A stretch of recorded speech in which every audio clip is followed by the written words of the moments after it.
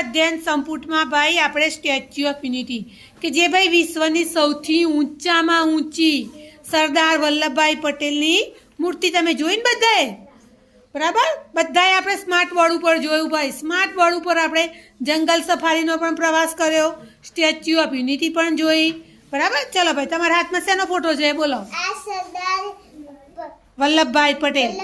પટેલની મૂર્તિ છે તે આ સ્ટેચ્યુ છે સ્ટેચ્યુ ઓફ યુનિટી કહેવાય છે વેરી ગુડ આ સરદાર પટેલ મૂર્તિ છે મોટા મોટી હા સૌથી મોટી ઊંચી શું બોલાય સૌથી ઊંચી વેરી ગુડ કોની મૂર્તિ છે ભાઈ